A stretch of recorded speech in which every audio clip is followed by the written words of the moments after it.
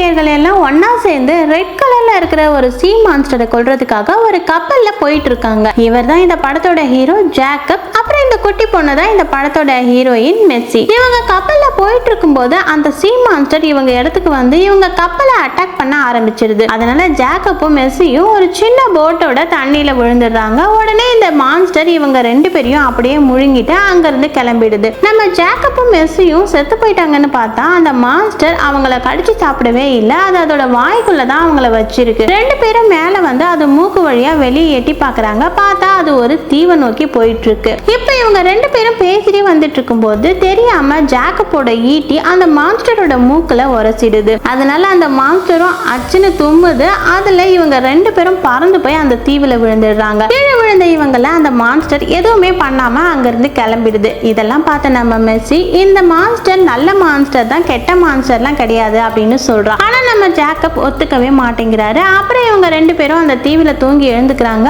அப்போ இவங்க பக்கத்துல இருக்கிற ஒரு கோணில ப்ளூ கலர்ல ஏதோ ஒண்ணு மின்னுது. என்னன்னு பார்த்தா அதுக்குள்ள இருந்து ஒரு ப்ளூ கலர்ல வித்தியாசமான ஒரு ஜந்து வெளியே வருது. அதை பார்த்த உடனே நம்ம மெர்சி அது பின்னாடியே போய் அதை ஆசையா தூக்கி அதுக்கு ப்ளூன்னு ஒரு பேரை வைக்கிறா. இப்ப நம்ம ஜேக்கப் அந்த இடத்துக்கு வந்து என்ன பண்ணிட்டு இருக்க, அசையாத அங்கே நில்லுன்னு சொல்றாரு. என்னன்னு பார்த்தா கீழே நிறைய மான்ஸ்டரோட முட்டையெல்லாம் இருக்கு. உடனே நம்ம ஜேக்கப் மெர்சி கிட்ட வந்து அவகிட்ட இருக்கிற ப்ளூவை வாங்கி தூக்கி வீசி அடிச்சுட்டு அவளை தூக்கி பொறுமையா அங்க இருந்து கூட்டிட்டு வராரு. அப்ப திடீர்னு அங்க இருக்கிற எல்லா முட்டையும் பிரிஞ்சு அதுக்குள்ள இருந்து குட்டி குட்டி மான்ஸ்டர் எல்லாம் வெளியே வந்து இவங்க ரெண்டு பேரையும் அவங்களோட அம்மான்னு நினைச்சுக்கிட்டு இவங்கள துரத்துதுங்க. அப்ப திடீர்னு அவங்களோட உண்மையான அம்மா வெளியே வந்து இவங்கள பயங்கரமா துரத்த ஆரம்பிக்குது. இவங்களும் அதுக்கு பயந்துகிட்டு போட்டை எடுத்துட்டு பயங்கரமா ஓடுறாங்க. உடனே நம்ம மெர்சி என்ன பண்றான்னா அந்த போட்ல இருந்து அதோட ஒரு குட்டியை தூக்கி அது கிட்ட போடுறா. உடனே அது அமைதியாயிடுது. இவங்க ரெண்டு பேரும் பிரச்சனையெல்லாம் முடிஞ்சிருச்சுன்னு அமைதியா போயிட்டு இருக்காங்க.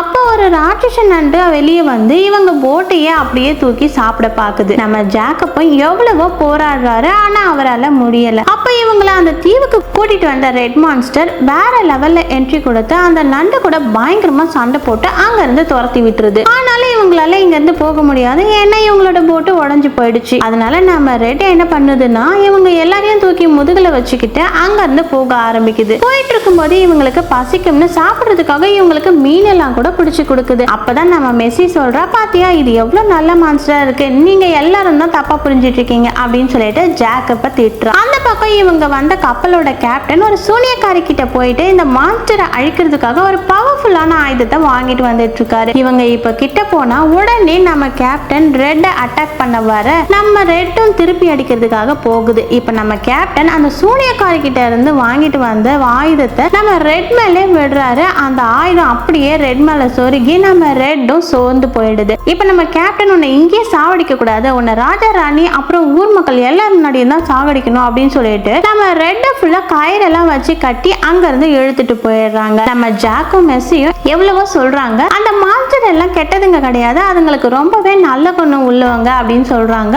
ஆனா அந்த கேப்டன் கேட்குற மாதிரியே தெரியல. இப்போ ஊர் மக்கள் முன்னிலையில கூட்டிட்டு வந்த உடனே நம்ம ரெட்டை சாகடிச்சிட போறாங்கன்னு நம்ம மெர்சி போய் அதை கட்டி வச்சிருக்க கயிறை அறுத்து விட்டுருவா. உடனே பயங்கர கோவப்பட்டு அந்த கயிறு எல்லாத்தையும் அறுத்துக்கிட்டு அப்படியே எந்திரிச்சு கேப்டனை அட்டாக் பண்றதுக்காக போகுது. ஆனா கிட்ட போய் அட்டாக் பண்ணாம விட்டுருது. என்னன்னு பார்த்தா முன்னாடி நம்ம மெர்சி வந்து நிக்கிறான். வந்து நம்ம ரெட் கிட்ட இப்ப நீ அட்டாக் பண்ணா இந்த போர் முடியவே முடியாது, ஊர் மக்கள் எல்லாரும் உன்னை தப்பா தான் நினைச்சிட்டு இருப்பாங்க, கடைசி வரைக்கும் உனக்கும் இவங்களுக்கும் போர் நடந்துட்டு தான் இருக்கும் அப்படின்னு சொல்ல நம்ம ரெட்டும் மெர்சி பேச்சு கேட்டு அமைதியா நிக்குது. இது எல்லாத்தையும் ஊர் மக்கள் அப்படியே ஆச்சரியமா பாக்குறாங்க. இப்பதான் அவங்களுக்கே புரியுது இந்த மான்ஸ்டர்கள் எல்லாம் கெட்டதுங்க கிடையாது, ஏதுங்களை பத்தி நம்ம வரலாறு புத்தகங்கள்ல தான் தப்பா எழுதி இருக்காங்கன்னு. கடைசியா ஜேக்கப் மெர்சி ப்ளூ எல்லாருமே ஒன்னா சேர்ந்து நம்ம ரெட் மேல ஏறிக்கிட்டு அங்க இருந்து கிளம்பிடுறாங்க. ஒரு தனி தீவுல போய் ரொம்ப சந்தோஷமா வாழ ஆரம்பிக்கிறாங்க. அவ்வளவுதான் இந்த வீடியோ. இந்த வீடியோ உங்களுக்கு பிடிச்சிருந்தா ஒரு லைக் பண்ணுங்க, உங்க ஃப்ரெண்ட்ஸ் அண்ட் ஃபேமிலிக்கும் ஷேர் பண்ணுங்க. இது போன்ற வீடியோக்கள் வேணும்னு